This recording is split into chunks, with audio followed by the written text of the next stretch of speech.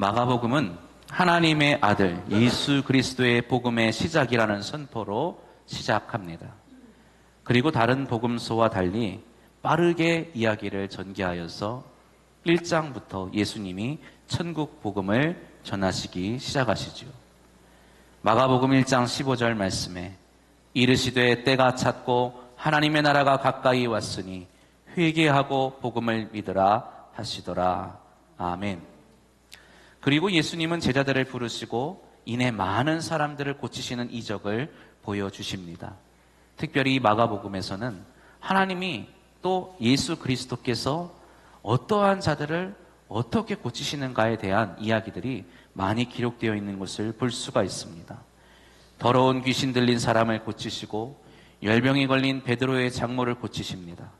예수님은 여행을 다니시면서 나병 환자를 고치시고 중풍병자를 고치시고 안식일에는 손 마른 사람을 고쳐주십니다. 이에 많은 사람들이 예수님께서 하신 큰 일을 듣고 몰려들기 시작하지요. 그 사람들 가운데는 예수님께서 자신들을 구원해 주실 것이라는 믿음을 가진 사람들도 있었지만 예수님을 의심하고 예수님을 거부하는 사람들도 있었습니다. 그러나 예수님은 한결같이 복음을 전하고 사람을 고치는 일에 열중하셨습니다. 오늘 우리가 읽은 본문 말씀 5장 그 시작에는 예수님께서 배를 타고 호수 건너편에 건너가셔서 거라사인이라는 지방에서 귀신 들린 사람을 고치시는 이야기가 기록되어 있습니다. 그곳에서 한 사람을 만나게 되는데 그 안에 수많은 무리의 귀신이 들어있음을 예수님께서 보시고 명령하여서 그 귀신의 무리를 내어 쫓으십니다. 그러나 그 큰 일을, 그 큰 기적을 보고서도 그 지역에 있는 사람들이 예수님께서 자신의 동네에서 떠나가기를 부탁하였다고 마가는 기록하고 있습니다. 예수님의 복음 사역과 고치시는 사역을 끊임없이 기록하면서도 수많은 사람들이 예수님을 만나고 예수님의 이야기를 듣지만 믿는 자, 믿지 않는 자, 구원을 받는 자, 구원을 받지 않는 자가 있다는 것을 마가는 계속해서 우리에게 말해주고 있는 것이죠. 여기에 계신 모든 분들이 예수 그리스도로 말미암아 구원받으시기를 바랍니다. 그러기에 먼저 예수 그리스도를 믿으셔야 합니다. 오늘 우리가 읽은 성경 말씀은 우리가 구원을 받기 위해, 우리가 예수를 믿기 위해 무엇을 해야 하는지에 대해 말씀하고 있습니다. 오늘 본문의 이야기를 잠깐 소개해 드린다면 이렇습니다. 한 동네에 회당장이 있었는데 그의 이름은 야이로였습니다. 회당장은 동네마다 있는 유대인의 예배당, 우리로 치면 교회죠. 이 교회를 지키고 관리하는 사람입니다. 어떠한 면으로 보면 여러 가지 회당장이 하는 일을 보면 오늘날 우리 교회에 장로님에 해당하는 그런 직분을 가지고 있는 사람이지요. 그들은 교회의 전반적인 것들을 관리하고 또 말씀을 가르칠 사람을 정하고 돕는 역할을 하는 사람들이었습니다. 그렇기 때문에 유대인들 중에서도 특별히 가장 신실한 사람을 회당장으로 뽑고 그 일을 맡겼던 것입니다. 오늘 성경에 나오는 야이로라는 사람도 신실하게 하나님을 섬기는 사람으로서 회당장의 직분을 감당하고 있던 사람이었습니다. 당시 유대인 사회에서는 예수님에 대한 이야기가 가장 큰 화제거리였습니다. 가는 곳곳마다 하나님의 나라가 가까이 왔으니 회개해야 한다고 말씀하시면서 하나님께 돌아올 것을 말씀하셨습니다. 그리고 병든 자, 귀신 들린 자를 고치셨고 또 많은 사람들에게 하나님의 나라가 어떠한 나라인지, 하나님께로 돌아오기 위해서 우리가 무엇을 해야 하는지에 대해서 말씀하시고 가르치셨죠. 예수님께서 가르치시는 말씀이 당시의 유대교를 이끄는 지도자들이었던 바리새인 또 서기관들과 논쟁을 일으켰기 때문에 그들의 지도를 받는 이 회당장인 야이로는 상당히 예수님을 만나는 것이 좀 부담스럽고 껄끄러웠을 것입니다. 그런데 이 야이로가 예수님께서 자신이 살고 있는 동네에 도착하셨다는 소식을 듣자마자 예수님께서 아직 마을로 들어오시지도 않았는데 예수님이 배에 내리시는 그 선착장으로 불이 나게 달려가서 그곳에서 예수님의 발 아래 엎드려서 간절하게 부탁을 하는 것이죠. 야이로가 회당장으로서의 지위를 내려놓고 갈릴리 저 총구석인 나사렛에서 온 젊은 청년 예수의 발 앞에 엎드린 이유는 다름 아닌 자신의 사랑하는 어린 딸이 죽을 병에 걸렸기 때문입니다. 42절에 보면 이 딸의 나이가 12살이었다고 기록되어 있습니다. 제 딸의 나이가 이제 9살입니다. 우리 로이 공동체 우리 아이들 중에 14, 15 이 정도 된 아이들이 있습니다. 그래서 얼마나 이 야이로의 딸이 기쁘고 사랑스러운지 얼마나 소중한지 저는 짐작이 되는데요. 이제 젊음에 막 꽃봉오리를 틔울 그 나이에 갑작스럽게 죽을 병에 걸렸으니 아버지로서의 그 심정이 어떠했을지 생각해 보십시오. 그가 어떤 노력을 했을지 한번 상상해 보세요. 의사를 만나지 않았겠습니까? 몸에 좋다고 하는 음식, 약 이런 거 다 써보지 않았겠습니까? 회당장으로서 신실한 신앙을 가진 그가 매일 하나님께 기도하지 않았겠습니까? 그럼에도 불구하고 사랑하는 딸 아이가 점점 죽어가고 있는 것입니다. 바로 그때 예수께서 자신이 살고 있는 곳에 오신다는 소식을 듣게 되죠. 그는 선택의 여지가 없었습니다. 예수님 앞에 엎드려 그가 말합니다. 마가복음 5장 23절 우리 함께 봉독하겠습니다. 간곡히 구하여 이르되 내 어린 딸이 죽게 되었사오니 오셔서 그 위에 손을 얹으사 그로 구원을 받아 살게 하소서 하거늘. 아멘. 야이로의 간곡한 부탁을 들으시고 예수님은 그와 함께 딸이 있는 집으로 향하십니다.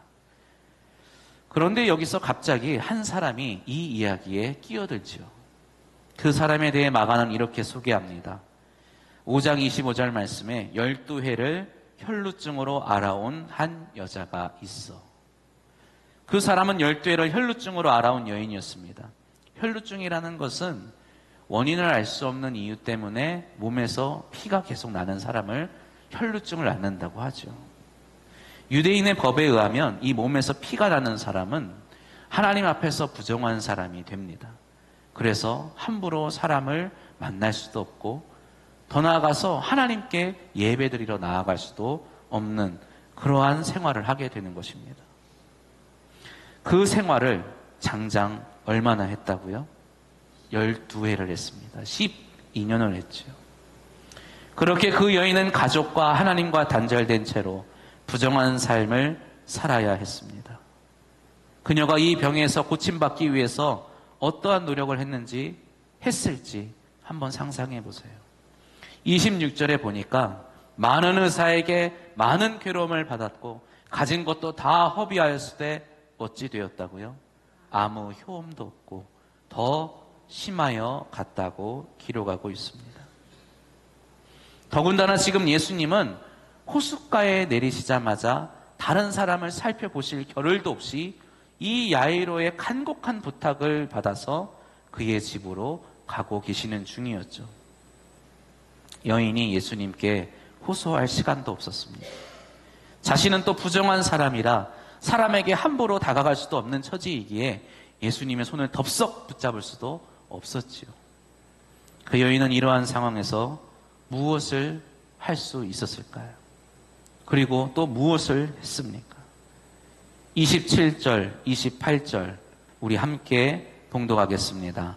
예수의 소문을 듣고 무리 가운데 끼어 뒤로 와서 그의 옷에 손을 대니 이는 내가 그의 옷에만 손을 대어도 구원을 받으리라 생각함일러라. 아멘. 무리 가운데 끼어왔다는 것은 그녀가 목숨을 걸었다는 것을 의미하는 거예요.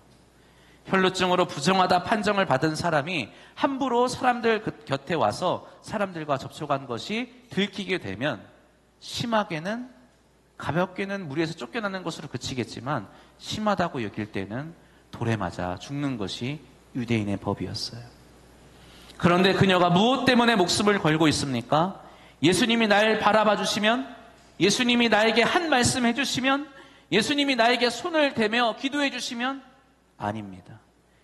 예수님이 날 그냥 못 보고 지나치셔도, 예수님이 나에게 말 한마디 안 해주셔도, 예수님이 그냥 그렇게 지나가셔도 우리 함께 고백합니다. 내가 그의 옷에만 손을 대어도 구원을 받으리라. 예수님이 나를 못 보고 지나치셔도 내가 그의 옷에만 손을 대어도 구원을 받으리라. 그녀 혼자만의 착각이었을까요? 엉뚱한 생각이었을까요? 이 여인의 이러한 생각과 이러한 믿음에 대해서 어떻게 생각하십니까? 그녀는 어떤 신학적인 고민을 해서 이러한 생각을 한 것이 아니었어요. 구약에 있는 하나님의 말씀을 찬찬히 검토해보고 이러한 결과를 낸 것이 아니라는 것이죠. 그녀의 절박함이, 그녀의 간절함이 그녀에게 이토록 무모하고 어처구니 없는 생각을 하게 한 것이죠. 그러나 단 하나만큼은 진실되고 또 진리였습니다. 무엇입니까? 예수님이 나의 구원이 되신다는 것입니다. 그 진리가 그녀의 이 무모하고 어리석은 생각을 구원의 능력이요 구원을 얻는 믿음이 되게 한 것입니다.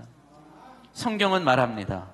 하나님이 세상을 이처럼 사랑하사 독생자를 주셨으니 이는 그를 믿는 자마다 멸망하지 않고 영생을 얻게 하려 하심이라. 아멘. 하나님은 예수님을 우리에게 보내주셨어요. 예수님이 이 땅에 오신 이유는 예수님을 믿는 사람마다 멸망하지 않고 영원한 생명을 얻게 하시기 위함입니다. 독생자 예수가 나를 바라보셔야, 나에게 말씀하셔야, 나에게 손을 대셔야 아닙니다. 내가 그를 믿을 때에 내가 영생을 얻고 구원을 얻게 됨을 믿으시기를 바랍니다. 예수님을 이 땅에 보내주신 하나님을 찬양합니다. 하나님의 그 사랑과 은총의 영광을 돌립니다. 그러나 이 시간 나의 구원은 내가 주께 나아감을 통해서 얻는 것입니다. 내가 주께 매달려야 구원을 얻는 것이죠.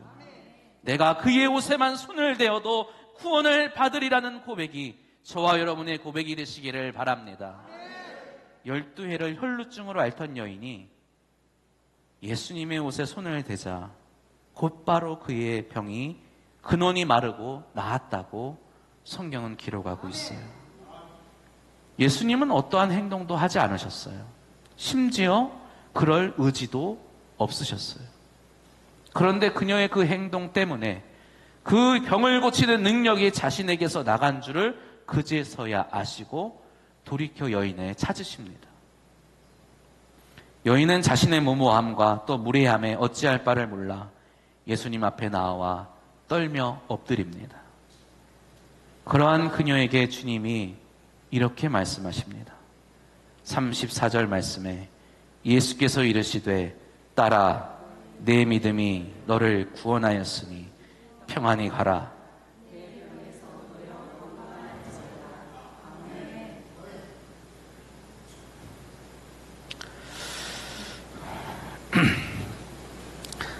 사랑하는 성도 여러분, 믿음으로 주 앞에 나온 당신을 주님께서 구원하였으니 평안하시기를 바랍니다.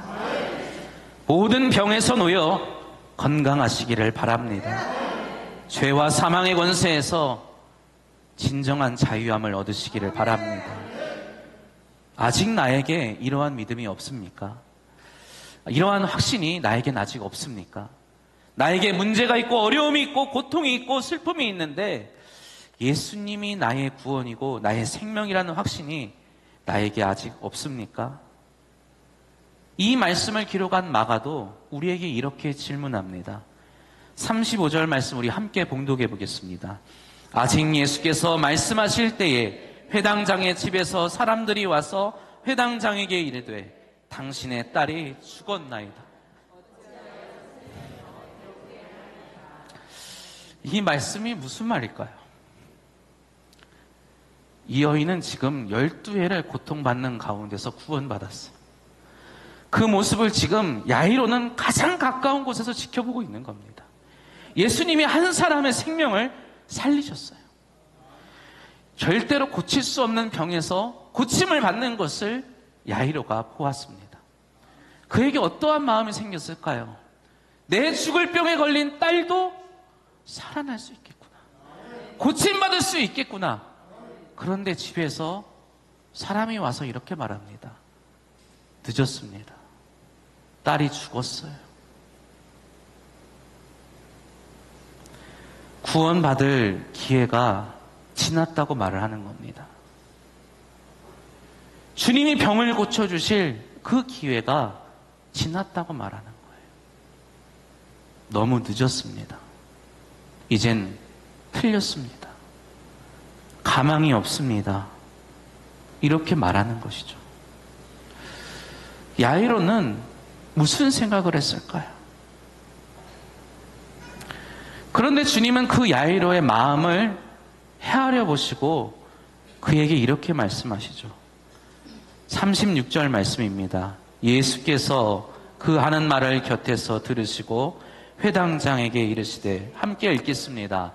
두려워하지 말고 믿기만 하라. 아멘.